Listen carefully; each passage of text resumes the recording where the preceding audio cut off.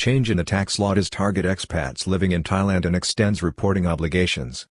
Top lawyer and member of the National Reform Council, along with others, calls for a new revenue code and for Thailand to compete with world tax havens such as Singapore and Hong Kong.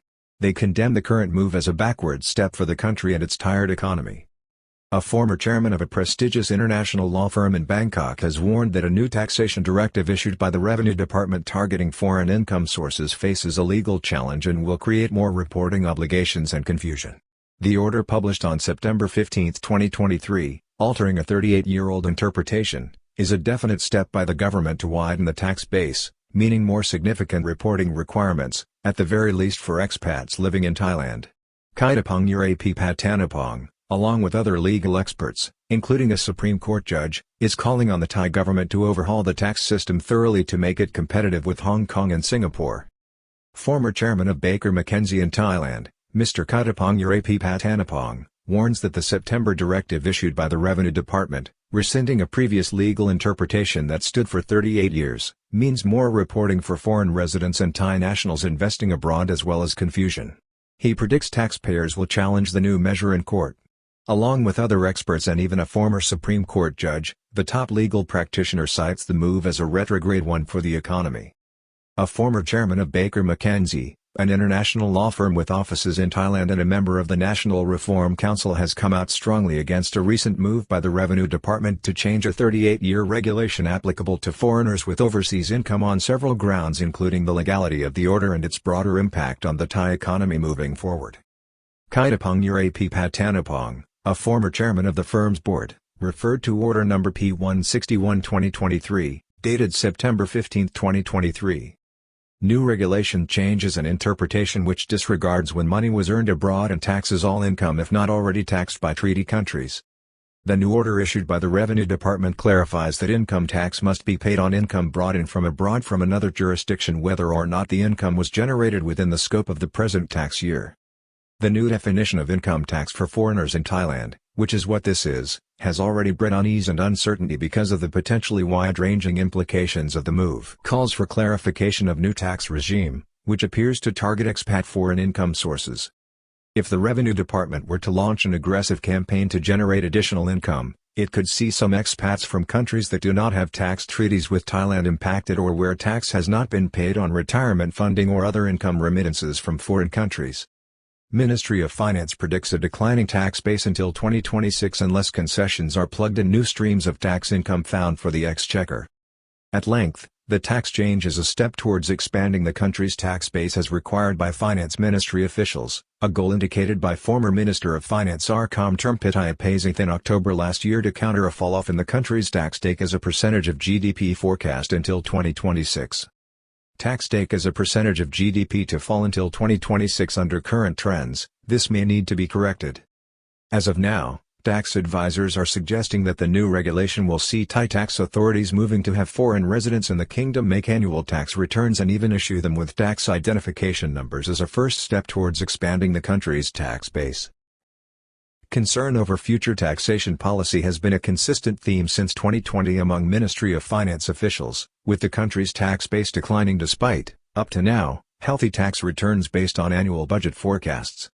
These forecasts, however, already consider the comparatively lower level of tax that the kingdom's economy generates for the exchequer. Earlier regulation and interpretation from February 1985 on taxable foreign income is more aligned with Thailand's tax laws and likely to be tested.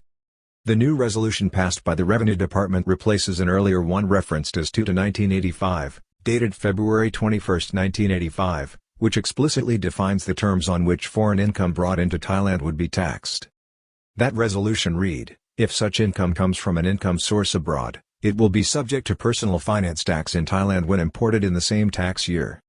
Most people bring in income in different tax years, which is considered tax planning. That is legal and is used as a guideline for taxpayers. And of course, for 38 years, the previous resolution of the Revenue Department has been taken by foreigners living in Thailand, coming to live and invest in Thailand as an indication of a reasonable and sensible attitude from the country's tax authorities, explains Mr. Kaitapong. Recently, legal and tax experts warned the government over the announcement that the newly installed Thai Prime Minister trumpeted after it was issued on September 15. Prime Minister openly conceded that change is linked with widening the tax base and finding extra funding to address Thailand's inequality problem. Mr. Sretha is also the country's Minister of Finance and has, at the same time, given instructions to the Revenue Department to look at the operation of the country's inheritance tax, which he has criticized for only generating $200 million in the last year. In mid-September, the new Prime Minister acknowledged that his move to widen the income tax base and scope of tax collections concerning foreigners would be unpopular but justified based on Thailand's chronic level of inequality. Mr. Kaitapong compared the attitude reflected in the new revenue order to the United States policy on income tax, which is that tax collection should be operated on a global principle. Existing revenue code gives government minimal power to tax income earned in any foreign country and may need to be changed if this plan proceeds. He argues powerfully that this is different from the law in Thailand. Indeed, Mr. Kaitapong suggests that Section 41, Paragraph 2 of the country's revenue code gives minimal scope to the Thai government to tax any income from abroad by pointing out that the existing provision does not specify that income earned in foreign countries outside the jurisdiction of the kingdom is subject to tax at all. The 1985 resolution by the Revenue Department in Thailand was intended as a way of clarifying the matter. It has been accepted for 38 years as a reasonable compromise which is fair to taxpayers. Mr. Kaitapong suggests that if the new resolution goes ahead on January 1, 2024, it will likely lead to a challenge in court, which will throw the country's income tax collection process into confusion. The legal expert also claims that there is a duty on the government to interpret the law as reasonably as possible concerning the responsibilities of taxpayers and, where appropriate, to give them the benefit of the doubt. Change to the existing benign regime for taxpayers ultimately a retrograde step for the country's efforts to attract foreign investment and residents. He warns that the change in direction by the new government will be a retrograde step for the kingdom, which in recent years has been touting itself as a destination for foreign investors and global business executives because of its tax-friendly regime. His opposition to the new resolution is based on three fundamental concerns. First is that the order itself is very likely to be tested in court. It is, in fact, a reinterpretation of an existing revenue code provision which has been in operation for 38 years. Mr. Kaitapong distinguishes this from a law or even a regulation itself in that it is simply a statement of a new opinion, thereby forming a fragile basis for what is, in essence, a substantial change in Thailand's tax environment. The second concern the former member of the National Reform Commission has is that the move by the present government will, in the longer run, cost the kingdom more in terms of lost investment and opportunity. Analysts see a link between this and the government's efforts to sign a trade deal with the European Union and attract American corporate investors. Some other analysts have suggested that the move by the new government could be part of some quid pro quo as it tries to gain acceptance by Western powers, including the European Union, with whom Thailand is currently involved in tough negotiations with the European bloc demanding overt concessions from Bangkok, with European negotiators talking of a potential deal with sustainability at its core and one that is very wide-ranging when it comes to social issues. In March this year, former Minister of Commerce Juran Laksana visit dashed to Brussels when it was confirmed that trade negotiations towards a new pact would commence with the 27-member bloc. Vital European Union free trade deal with Thailand with stiff demands from Brussels to take time. Thailand has, up to now, only engaged in bilateral trade pacts except for the Regional Comprehensive Economic Partnership, RCEP, with Asian nations, including Australia, New Zealand, and China, which is effectively a trade and duties agreement, with less of an emphasis on commitments such as climate change and social justice. The new government is also trying to attract reluctant foreign direct investment from the United States. The previous government was one of the 13 initial signatories to the Indo-Pacific Economic Framework, IPEF, launched by the Biden administration at a U.S.-ASEAN summit in Washington, D.C. last May. First, there will inevitably be confusion impacting both foreign residents and Thai nationals currently investing abroad in enormous numbers online. Mr. Kaitapong is also cautioning that the new tax resolution is likely to lead to confusion among many Thai taxpayers who are currently investing abroad in large numbers. He points to the use of investment platforms by 55,963 smaller Thai investors who have invested $8.886 billion abroad at this time. Mr. Kaitapong says that the scope for confusion and the negative impact on potential investors in Thailand will undoubtedly make the proposal announced by the Revenue Department counterproductive. The former chairman of a legal firm with comprehensive experience in the Asia-Pacific in business and investment deals is suggesting that the government instead conduct a full review of the country's tax code and build a new one from the bottom up to compete with other players on the Asian continent such as Singapore and Hong Kong for investment and economic opportunities. He says that it is clear that even if the current resolution is accepted, it can have different interpretations. New tax provision is not a law nor an administrative or ministerial regulation but a reinterpretation of one issued 38 years ago and in effect since 1985. It replaces an interpretation from 38 years ago that illustrates the problem. It highlights the need for a clearly defined tax code, which is thought through and aimed at making Thailand an attractive destination for investors while offering a clear and precise regulatory framework. In the short term, he has suggested that if the government wants to change the current provision, it must enact either a royal decree or a new law to give legal certainty to the taxpayer. As well as this, Mr. Kaitapong brings several authoritative sources to support his position, including Professor Chazit Trishutam, a former judge of the Supreme Court with extensive experience in litigation dealing with taxation matters. Professor Chazit is also former chairman of the State Audit Commission. This legal expert claims the new regulation is an erroneous interpretation of the current tax code. His opinion is that the tax code in Thailand must be interpreted strictly and, in this instance, in a way that most favors the taxpayer. In the case of the current situation, this poses a new provision against the 1985 directive, which is the interpretation that the Revenue Department has operated for 38 years. Likelihood the directive will be overturned. Furthermore, legal experts suggest that the department order issued on September 15 can quickly be challenged with a strong likelihood that it will be overturned. The former judge points out that the directive issued is not even a ministerial regulation but an administrative interpretation in the form of an order that directly conflicts with a previous one issued by the same department. Mr. Kaitapong, meanwhile, also points to a well-regarded Thai law textbook in Thailand authored by Professor Pachit Rojanawanik and others. This textbook clearly states that income tax earned personally or by companies or assets associated with the taxpayer who has been resident in Thailand for over 180 days, that is, that has been earned previously or not within the current tax year, is not subject to taxation in Thailand when it is brought into the kingdom. Thailand's tax code has never accepted the U.S. principle of global income, which is inherent in the new directive and pushed by revenue authorities. The former legal practitioner also quoted Ajaran Kamanswibwiset, a professor of tax law in Thailand and a former director of the Revenue Department. He opines that any interpretation of tax law must be strictly applied and allow the benefit of the Revenue Code, which is currently being used by people resident in Thailand for tax planning purposes or, indeed, for legal tax avoidance. This should continue to be acceptable until the government introduces legislation on taxation which explicitly defines a new and efficient tax regime. The former director of the Revenue Department points out that Thailand has never accepted the principle of global income, which is the basis for U.S. tax law and appears to be the thinking behind the current proposed change from the beginning of 2024. Ajaran's comment also points to the potential negative consequences for the Thai economy, which competes for investment with tax havens such as Singapore and Hong Kong. Hong Kong and Singapore only tax income generated within their own limited territories. Thailand should compete with these two special financial hubs. Both these jurisdictions do not levy tax on income earned abroad, but specifically within the territory that they control. Capital gains tax is exempt concerning activities outside their respective jurisdictions. Mr. Kaitapong warns the government that the new directive may also create problems for the operations of Thailand's capital markets, not only in dissuading capital inflows into the kingdom but also creating confusion and uncertainty, which is anathema to people engaged in international business and finance. He quotes an example of how financial investors differentiate between principal and interest concerning capital flows. This question also touches on the issue of the growing number of smaller Thai investors investing abroad in capital markets through the use of innovative online platforms. Pitfalls and problems arise if the new push to widen the tax base and target foreign earnings is pursued with confusion on reporting of foreign income.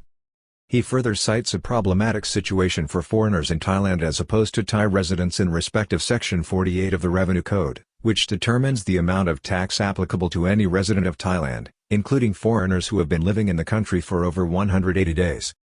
This is a detailed section regarding any individual resident in the kingdom with an income of more than 120,000 per year. The section provides for a 15% tax rate on interest on bonds, deposits or debentures, and capital gains derived from selling shares, debentures, bonds or other financial instruments linked to companies or other juristic partnerships. The legal experts suggested that many investors, including foreigners and Thai people alike, may not be able to easily differentiate for tax purposes between the principal and income of sums moving in and out of the country, which could lead them to be taxed at a rate of 35% and in this way would become an incentive for investors to keep their money out of Thailand to avoid complications with the Revenue Department. Need for a clearly defined and all-new tax code to allow Thailand to attract financial and inward investment for free and mobile capital and investors. A Jarn comment suggested that in this way, the action currently being taken by the Revenue Department will only benefit tax jurisdictions such as Singapore and Hong Kong, where the matter is clear-cut and there is no interest in authorities there in taxing activities outside their own jurisdiction. Indeed, this is explicitly advertised to potential investors considering using those city-states as places for future investment and residency. The former revenue boss suggested that the change announced on September 15 will, in theory, affect the majority of tax residents in Thailand with income from abroad and will lead to Thailand's high net worth investors keeping their money from reaching the kingdom, thus benefiting Singapore and Hong Kong in particular, the former, which is already used by tax residents in Thailand for planning purposes. The former revenue official also suggested that tax residents in Thailand may employ ingenious devices to avoid falling afoul of the new tax regime by opening current accounts and credit facilities with banks in Singapore, Hong Kong or other jurisdictions to make regular payments and to use credit cards. They may also use assets or legal entities in foreign countries to arrange back-to-back loan facilities as collateral and avoid being snared into reporting for the purposes of an ill-defined Thai tax. Tax treaties with countries only solve the problem de jure but de facto. Many foreigners in Thailand already avoid tax on relatively small incomes. The new tax regime may also encourage smaller individual investors to set up companies abroad or to use various mutual funds operating in countries that already have low rates of tax and also have double taxation agreements with Thailand. One of the arguments by those suggesting in recent weeks that the latest change will not have a considerable impact is that Thailand currently has a taxation agreement or treaty with 59 countries. These include Armenia, Austria, Australia, Bahrain, Belarus, Bangladesh, Belgium, Bulgaria, Cambodia, Canada, Chile, China, Cyprus, Czech Republic, Denmark, Estonia, Finland, France, Germany, Hong Kong, Hungary, India, Indonesia, Ireland, Israel, Italy, Japan, Korea, Kuwait, Laos, Luxembourg, Malaysia, Mauritius, Myanmar, Netherlands, Nepal, New Zealand, Norway, Oman, Pakistan, Philippines, Poland, Romania, Russia, Seychelles, Singapore, Slovenia, Spain, Sri Lanka, South Africa, Sweden, Switzerland, Taiwan, Tajikistan, Turkey, Ukraine, United Arab Emirates, United Kingdom, United States, Uzbekistan, and Vietnam. The kingdom is currently negotiating with Lithuania, Papua New Guinea, Brunei, Zimbabwe and Kenya to extend this list further. However, each of these taxation treaties is different and does require a considerable effort by tax residents here to ensure that they have the correct certification and arrangements in place to benefit from the treaties and avoid double taxation. Treaties only prevent double taxation. If the Revenue Department pursues the new tax interpretation, it will mean at least more reporting for foreign residents. The treaties, in effect, put the onus on the taxpayer to ensure that they avail of the concessions allowed, preventing double taxation. This only applies if the government moves to apply a heavier hand concerning tax compliance. The de facto situation, as opposed to de jure, is that the 1985 interpretation has allowed for tens of thousands of Thai or foreign residents in Thailand to avoid taxation on personal income and pensions where otherwise they would have been taxed except for large foreign companies, high earners and net worth foreigners who would routinely employ tax consultants. This situation is about to change, and many tax advisors are already looking forward to the stream of fee income that this may generate among new and existing foreign residents in Thailand who have never even had to consider the matter before.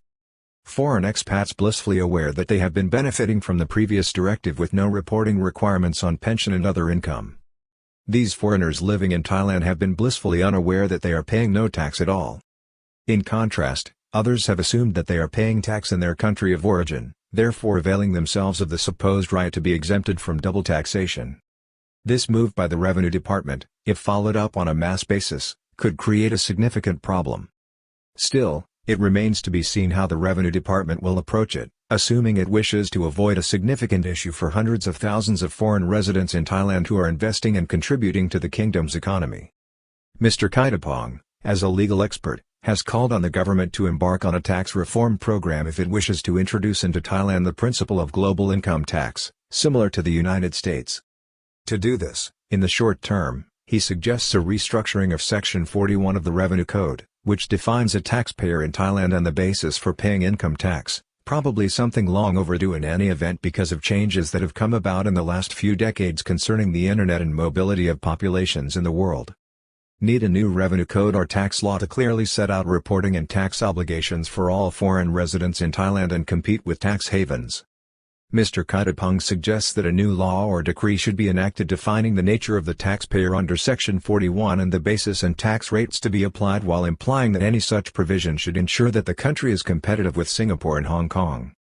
He points out that as a member of the National Reform Council, he had once proposed to the government to reform its tax code based on the Singapore model so that Thailand could compete for investment in Southeast Asia and the wider region. Likely, the administrative order or reinterpretation of the tax code issued on September 15 will be challenged in court, which will in itself lead to confusion. Markedly, he calls on the government to think in the longer term regarding benefiting the economy. He suggests that rather than simply introducing a stopgap measure to raise funding for stimulus programs and other measures to combat inequality in the short term, a complete overhaul of the tax code is required. Otherwise, he points out that the change being proposed will disadvantage many tens of thousands of small Thai investors as well as foreigners who have invested or are contributing to the Thai economy. Bangkok must compete with Singapore and Hong Kong as a global financial hub and low tax base. Finally, the experienced lawyer calls for the government to launch a program to create a new taxation code and compares it to building a new house instead of patchwork repairs, with the directive issued on September 15 falling into the category of shoddy workmanship. He specifies that any new tax structure should be for the investors or taxpayers, offering both clarity and certainty concerning the income tax that is payable and the appropriate rate to be paid. It should be competitive with Singapore and Hong Kong. In other words, he proposes Thailand could look forward to becoming a key financial center in Asia in addition to being a country that is currently very popular in Asia and presently very popular with foreigners from all over the world.